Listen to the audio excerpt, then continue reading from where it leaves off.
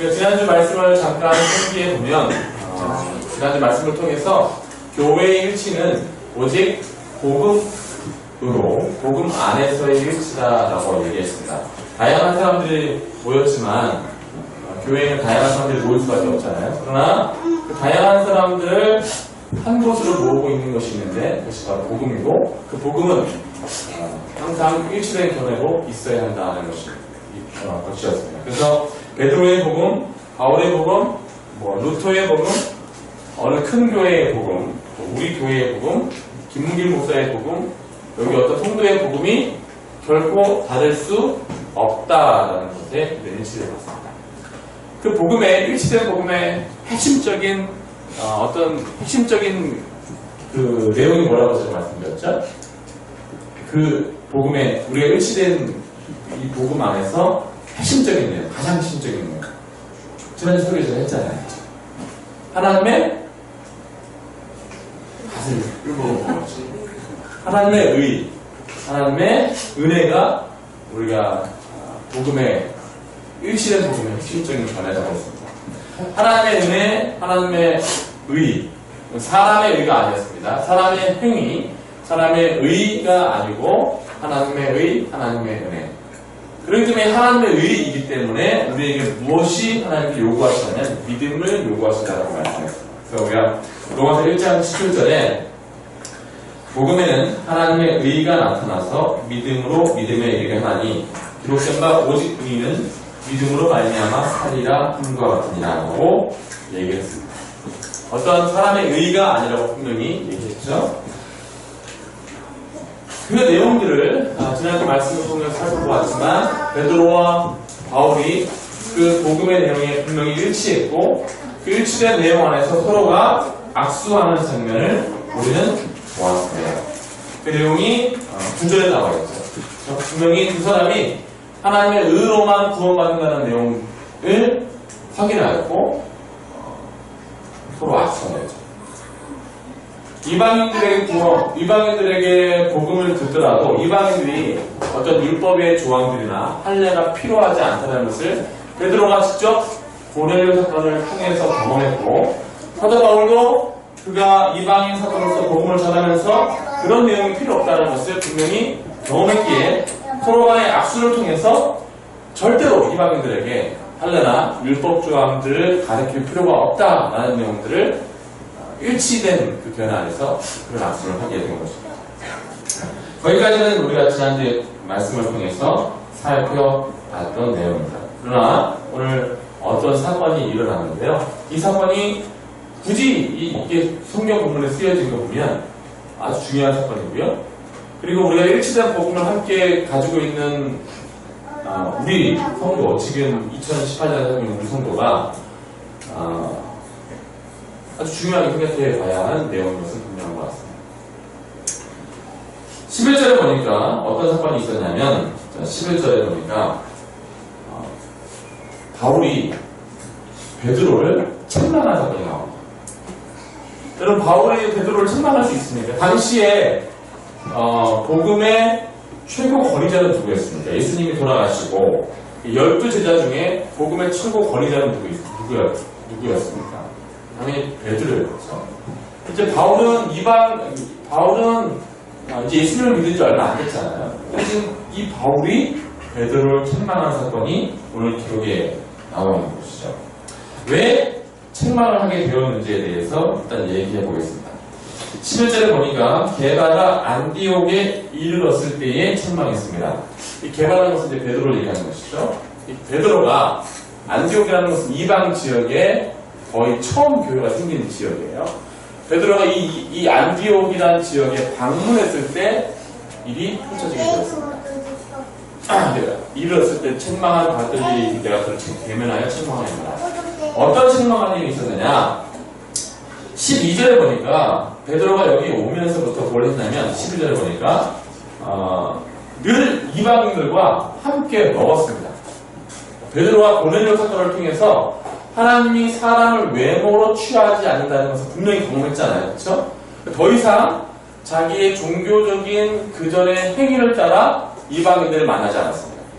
사실 이방인과 유대인이 식사하는 것은 대단히 이게 율법을 어기는 일이에요. 여러분, 유대인들이 지켜야 하는 율법 조항이 한 300가지 이상이 되거든요. 그리고 300가지 이상이 되는 것 중에 식사에 관련된 것이 무려 70% 이상입니다. 그러니까 식사에 대해서는 대단히 엄격한 내용들로 유대인들이 지켜가는데, 그 유대인으로서 베드로가 이방인들과 식사한다? 이건 정말 유대인으로서 하지 말아야 되는 일이에요. 그런데 베드로가 지금 이 안디옥에 이르러서는 절대로 하지 말아야 될 그 일들을 하고 있거든요.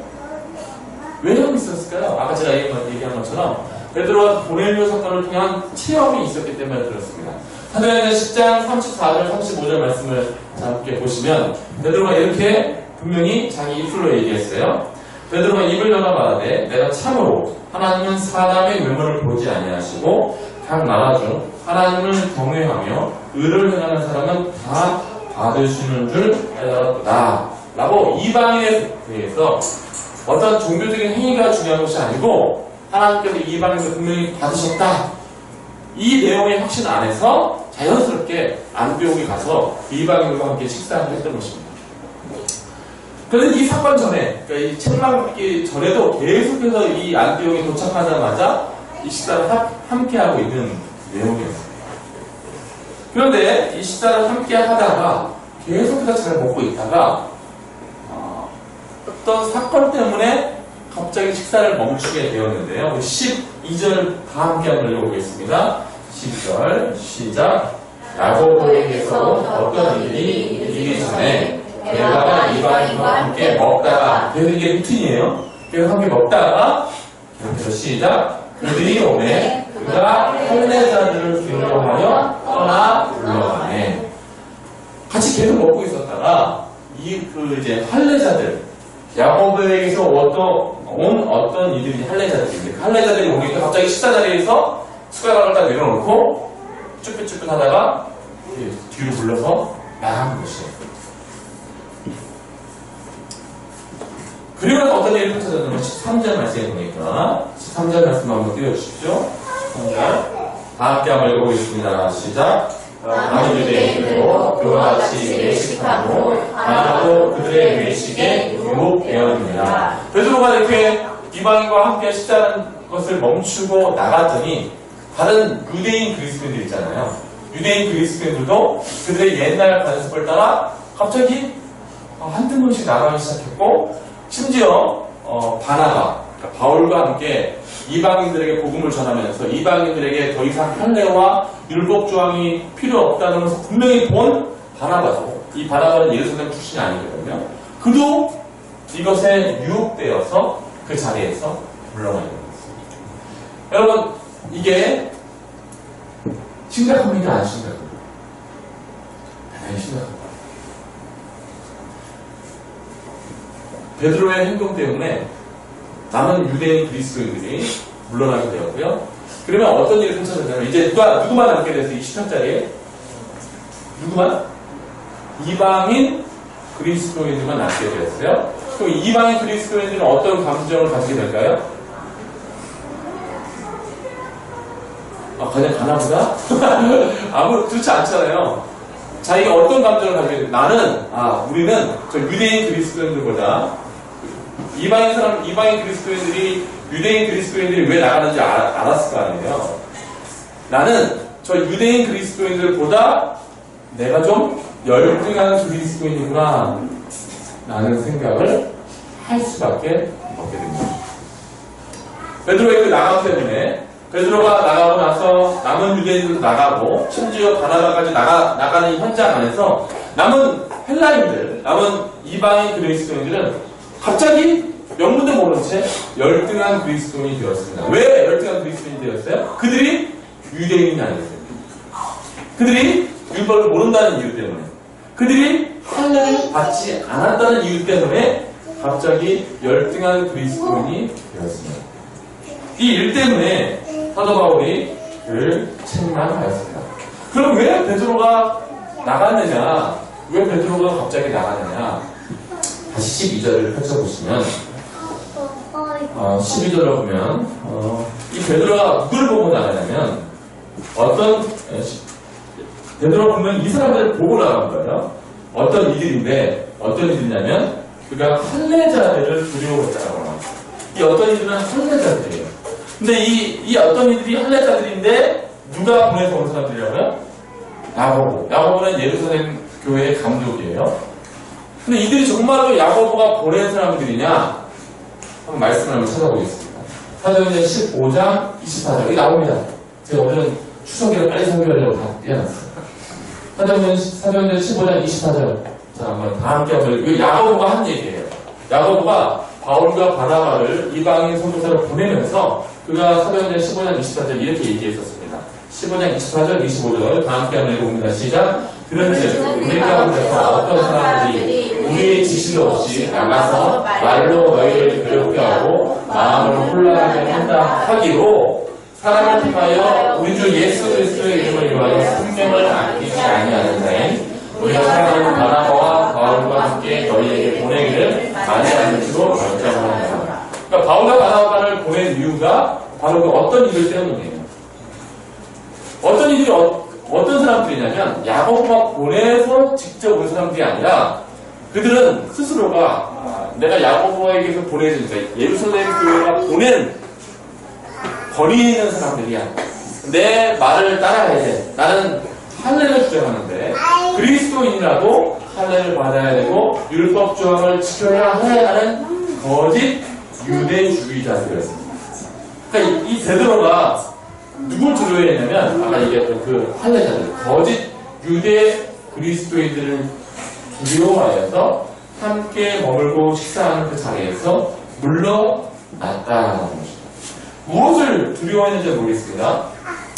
그 사람들을 두려워했는지 아니면 그 사람들이 만들어낸 말이 두려웠는지 모르겠지만 분명한 것은 베드로가 그들이 유대주의자라는 사실을 분명히 알았다는 것입니다. 이렇게 물러난 것에 대해서 사도 바울이 어떻게 책망했냐면 14절에 이렇게 책망을 했습니다. 세번역 성경으로 나와 있는데요. 세번역 성경을 한번 띄워주십시오. 예. 제가 읽어드릴게요. 나는 그들이 복음의 진리를 따라 똑바로 걷지 않는 것을 보고 모든 사람 앞에서 게바에게 이렇게 말하였습니다. 다음 경을 읽어본 다음에 당신은 시작. 당신은 유대 사람대로 유대 사람처럼 살지 않고 이방 사람처럼 살면서 어찌하여 이방 사람대로 유대 사람을 되라고 강요합니까? 이 말은 뭐라고 어떤 말이냐면 당신은 그러니까 이제 유대인이었지만 하나님의 자유의 복음을 맛보고서 이방인들과 교제하는 이런 자유를 맛봐서 오히려 이방인처럼 되어 놓고는 어제나 지금 다시 당신 이방인처럼 되어놓고는 복음 때문에 왜 지금 이방인들에게 유대인이 되게 만들려고 합니까? 그 얘기. 왜 이방인들이 유대인처럼 되어야 하는 그 일을 겪게 만듭니까? 왜 12간 그리스도인을 만들어놔서 그들이 유대인처럼 되어야 해 하는 소망을 갖게 만듭니까? 라고 바울이 베드로를 공개적으로 책망한 것입니다. 여러분, 저는 이 베드로가 그 자리에서 식사하는 자리에서 떠났다고 해서 베드로가 지금까지 가지고 있었던 복음에 대한 신념, 즉 오직 예수 그리스도의 은혜로만, 하나님의 은혜로만 구원받는다, 할례나 율법 조항이 필요하지 않다 라는 이 신념들이 벗겨졌거나 그것을 버렸다고 생각하지 않습니다. 그렇죠? 앞으로도 베드로가 그 복음의 내용에 떠나서 사역을 할 것이라고 생각되지 않습니다. 그렇죠? 베드로는 그런 사람이 아니잖아요. 그러나 이 순간만큼은 그의 몸이 그가 알고 있었던 복음을 부정했습니다. 베드로가 그랬다는 거예요. 이 말은요, 여기 앉아 예배를 드리는 우리도 다 마찬가지예요. 우리도 지금 하나님의 은혜로만 우리를 구원하는 줄은 알고 있습니다. 그러나 베드로가 몸으로 그 상황에서 복음을 부정한 것처럼 저와 여러분이 어떤 상황이 펼쳐졌을 때 몸으로 우리의 신념을 버리지 않은 채 몸으로 하나님의 복음을 부정하고 버릴 수 있다는 뜻입니다. 심지어 바나바 당시에 유대 그리스도인 모두가 다 몸으로 그렇게 복음을 부정했습니다. 저와 여러분들은 어떻게 이 내용들을 생각하십니까? 오늘 사실 설교 제목이 이렇습니다. 설교 제목이 일치되는 복음 안에 있다는 것을 행하라라고 제가 정해놨는데요. 우리도 사실 그럴 때가 있어요. 언제 그랬느냐? 이 베드로 언제 그랬느냐? 13절 말씀이에요. 13절 말씀. 13절 말씀. 자, 다 함께 한번 해봅니다. 시작. 남은 유대인도 그와 같이 외식함으로 바나바도 그들의 외식에 유혹자입니다. 베드로가 그리고 남은 유대 그리스도인들 그다음 바나바가 무엇을 하냐면 외식한 거예요. 외식이 이제 헬라어 원어로는 연기하다라는 뜻이에요. 연기하다. 베드로가 연기하는 거예요. 떠나면서 자리를 물러나면서 누구를 위해서 연기하는 겁니까? 누구를 위해서 연기하는 거예요? 하나님을 위해서 연기하는 겁니까? 아니면 그 야고보에게서 왔다는 거짓 유대주의자들을 위해서 연기하는 겁니까? 그 자리를 떠난다는 것이 하나님을 위해서 떠난 거예요? 아니면 그 유대주의자들에게 잘 보이려고 떠난 것입니까? 유대주의자들에게 잘 보이려고 떠난 거잖아요. 그때 우리의 몸이 복음을 부정하는 거예요. 갈라디아 1장 10절에 이렇게 기록되어 있습니다. 이제 내가 1장 10절 띄워주시면 이제 내가 사람들에게 좋게 하랴 하나님께 좋게 하랴 사람들에게 기쁨을 구하랴 내가 지금까지 사람의 기쁨을 구하였으면 그리스도의 종이 아니냐. 베드로가 이 자리에서 이 시간에서 떠난 것은 사람들에게 기쁘게 하는 것입니까? 하나님께 기쁘게 하는 것입니까? 네? 사람에게 기쁘게 했죠. 그 어떤 사람? 유대주의자인 그 사람들을 기쁘게 하기 위해서 그 사람들을 기쁘게 하는 연기를 하는 거죠. 그렇죠? 외식을 외식이라고. 그 자리에 떠났고 남은 유대인들도 그 외식에 유혹되어서 다 함께 연기하여서 액팅하는 거죠. 그 사람들을 위해서 그 자리를 떠나게 되죠. 그렇게 베드로가 평소에 말로 잘했던 것, 그 가지고 있던 가슴에 있는 신념들을 행동으로 부정하게 되었습니다. 왜? 그가 다른 사람들을 의식했기 때문에 그렇습니다. 사실 유대주의자들도 마찬가지예요. 여기 온 유대주의자들도 어떻게 해서 이 유대주의자들이 됐냐면 간단합니다. 그들도 다른 사람들 의식하다 보니까 하나님을 기쁘게 하는 복음을 따르는 것이 아니라 다른 사람들을 의식하다 보니까 그들도 유대주의자들이 됐어요. 우리 갈라디아서 6장 12절 말씀인데요. 세번역 성경을 한번 띄워주시면 제가 읽어드릴게요. 어떻게 그들이 유대주의자가 됐냐면 여러분에게 억지로 혼례를 받도록 하려는 사람들이 있습니다. 그들은 육체를 꾸미기를 좋아하는 사람들입니다. 그들은 그리스도의 십자가를 따르면 박해를 받을까봐 두려워하고 있습니다. 그들이 처음 어떻게 유대주의자들이 됐냐면 그들이 다 유대인들이었잖아요. 근데 예수님의 십자가만 보면 우리는 구원받아 라는 내용만 내가 막 말하고 다녔을 때 다른 유대인들, 다른 유대 그리스도인, 아직 유대 그리스도의 그 내용들을 갖추고 있고 그리스도인으로서의 자유를 완전히 맛보지 못한 그 사람들이 오히려 쟤를 이제 할래 안 하려나 봐. 이제 쟤 누구 안 찍으려나 봐. 하는 얘기들이 두려워가지고 그들도 한 사람 한 사람씩 그 사람들을 위해서 연기를 하는 거죠.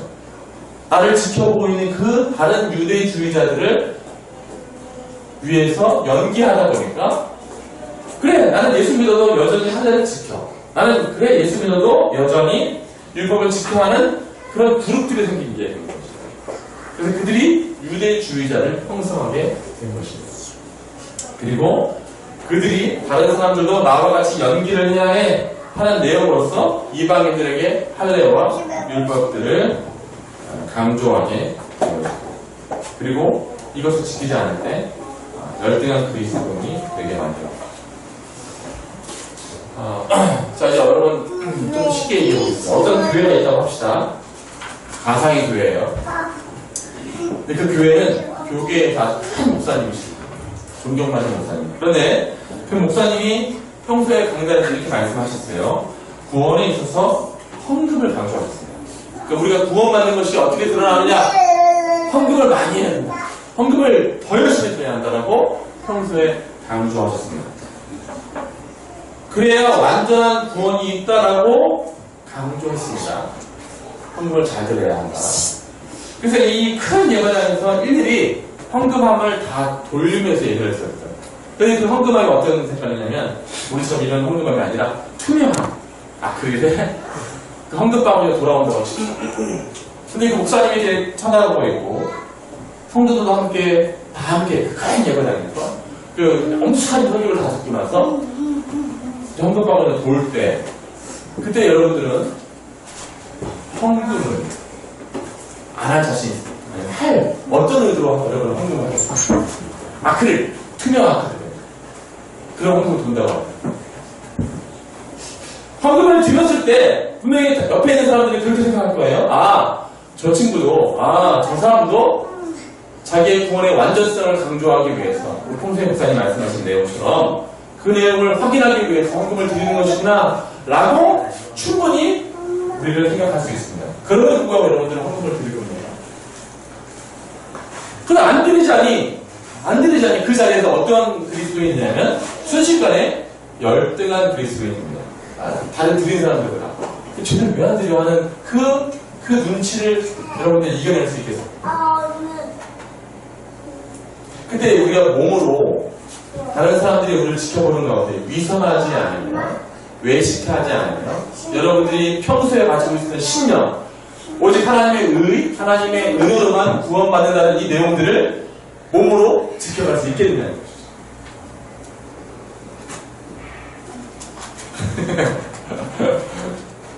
그 순간에 여러분을 헌금하면 제 얘기는 그러니까 평소에 그 목사님의 얘기가 문제예요. 우리의 완전한 구원을 위해서는 헌금을 더 많이 드려야 한다. 여러분 이 내용은 일단 틀렸죠? 맞습니까? 안 맞습니까?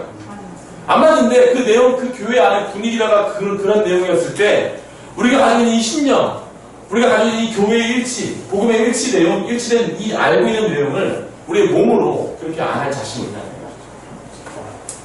제가 알고 있는 어떤 교회가 이건 진짜 싫어합니다. 조그만 교회였는데요. 그 조그만 교회 목사님이 교회에 수양관을 건축한다고 해서 결정을 내리셨어요. 그 수양관을 건축하는데 그 조그만 교회니까 돈이 막 몇 억씩 들어갈 거 아니에요. 어떻게 이제 했냐면 수양관을 건축하고 싶으시니까 작정헌금을 이제 확인하신 겁니다. 한 평에 500만 원. 이제 몇 평을 작정할 것인가 성도들 광고를 좀 한 겁니다. 근데 조그만 교회, 우리 같은 조그만 교회니까 성도들끼리 다 소문이 펼쳐지겠죠. 저기 우리 전집사는 두 평 했대. 그러면 또 이쪽 집에서 그럼 나는 몇 평 해야 돼? 이렇게 막 소문이 막 쭉쭉쭉 펼쳐지죠. 그때 첫 주에 이제 설교하시고 나서 작정 헌금을 딱 이제 헌금 강단에 올라오는 받았는데 한 3가지밖에 안 했다. 그러면 당연히 그 목사님 설교에서는 하나님이 하시는 여러분들의 구원, 여러분들이 하나님이 하시는 일에 동의하지도 않으시면서 어떻게 하나님께서 여러분을 구원하신 것을 바라십니까? 라고 여러분들을 혼내셨다고 합시다. 하나님이 하시는 일에 동의하지도 않으면서 어떻게 구원을 바랍니까? 그 헌금 드리라는 얘기죠. 그 설교를 듣고 다른 사람들도 막 그래 좀 드려야지 나는 이제 마음의 결단을 하고 있을 때 점점 한 가정 드리고 한 가정 드리고 한 평이나 드려야지. 그때 여러분들이 안 할 자신이 있습니다. 다 들었어요. 결과적으로 다 들었습니다. 제가 그 교회를 잘 알아요. 다 들었어요. 한 평씩. 누구 때문에 한 거예요? 목사님 때문에 했고 또 옆에 다른 한 평 또 두 평 한 수야만이 그 교회 종합 교회가 필요하지 않은데도 불구하고 그 일을 할 수 있다는 말이에요. 그런 내용들이 한국 교회 안에 비일비재합니다. 복음은 이런 내용을 알고 있는데 몸으로는 온갖 외식 안에서 마치 베드로가 그 자리를 물러나는 것처럼 바나바가 그 자리를 물러나는 것처럼 다 함께 복음이 부족한 내용으로 만들어버려요. 뭔가를 해내야 하는 것으로 복음을 바꿔버렸어요. 하나님의 은혜가 아닌 사람의 행동이 추가되는 복음으로 복음을 부족하게 다 만들어버려요. 이게 우리가 함께 살펴봐야 돼요. 순식간에 복음이 그 교회 안에서는 부족한 복음이 되어버렸어요. 하나님의 은혜가 조금 부족해요. 헌금을 더 많이 드려야 돼요. 작정을 해야 돼요. 이번 시간 설교를 준비하면서 제가 하나님께 물었습니다. 그리고 기도했습니다. 주님, 제가 성도들에게 하나님의 은혜가 아닌 저를 보게 하고 혹은 저를 보면서 외식하는 성도들이 있을까? 혹은 우리 성도들 중에 성도들끼리 보면서 외식하는 성도들이 있을까? 하나님, 그런 일이 없도록 해주십시오. 그리고 저는 절대 성도들이 바라는, 성도들을 강압하는 그런 카리스마 없는 목사가 됐으면 제일 좋겠습니다. 이렇게 기도했었어요. 우리 복음의 일치, 오직 하나님의 은혜로 우리는 구원받는 줄 믿습니다. 그러나 우리의 몸이 어느 순간 사람들과 함께 있는 그 순간에 그 사람들을 의식하여 우리도 모르게 복음을 부족한 것으로 만들 때, 그때 우리는 하나님의 복음을 부정한 것이 될 겁니다. 우리 갈라디아서 2장 16절 말씀 다 함께 한번 읽어봅니다. 16절. 자, 다 함께. 이게 우리가 확신하는 내용입니다. 제가 얘기하는 게 아니라 성경에 있는 내용이죠. 이 복음에서 절대로 복음을 부족한 복음으로 여러분의 몸으로, 여러분의 행동으로 만들지 않기를 주의 이름으로 축원드립니다. 16절 다 함께 읽어봅니다. 시작. 사람이 이렇게 되는 것은 율법의 행위로 말미암이 아니고 오직 예수 그리스도를 믿음으로 말미암은 줄 알므로 우리도 그리스도 예수를 믿나니 이는 우리가 율법의 행위로서가 아니라 그리스도를 믿음으로써 의롭다함을 얻으려 합니다. 율법의 행위로서는 의롭다함을 얻을 육체가 없습니다. 아멘. 우리가 구원받는 것은 율법의 행위가 아니라 오직 그리스도를 믿는 것으로서 의롭다 되는 이 복음에서 우리는 한치의 양보도 하지 않아야 합니다. 구원에 있어서 다른 뭔가를 추가하려고 하는 것은 참 쉽습니다. 그렇죠? 그게 왜냐하면 그게 더 있어 보이거든요. 40일 금식 기도를 추가하는 것, 그러니까 1년에 성경 백독하는 것, 추가하는 것 쉽습니다. 추가해버리면 돼요.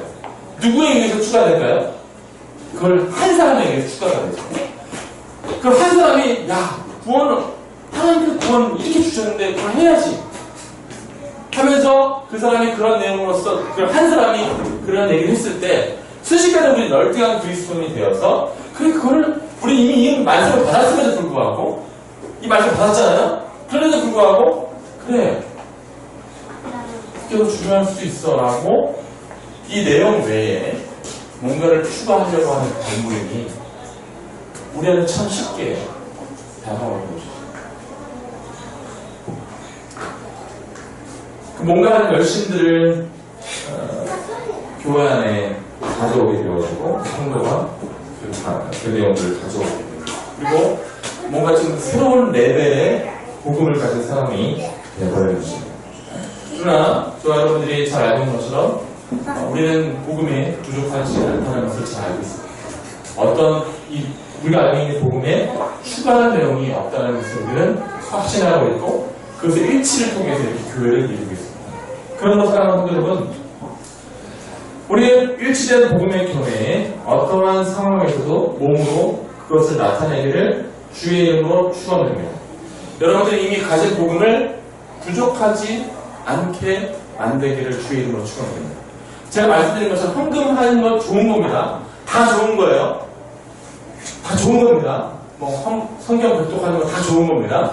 그러나 제가 가장 강조하고 싶은 건 뭐냐면 그 모든 것들을 여러분의 구원과 관련된 행위로서 추가하지 않아야 하는 것이고 그런 내용들을 전하는 내용에 유혹받아 여러분들과 함께 그래 나도 그것을 행하거나 그런 거 상하지 않은 사람들을 복음에서 물러나는 사람들로 다르게 취급해야 돼 라는 유혹을 받지 않도록 하는 것이 가장 중요합니다.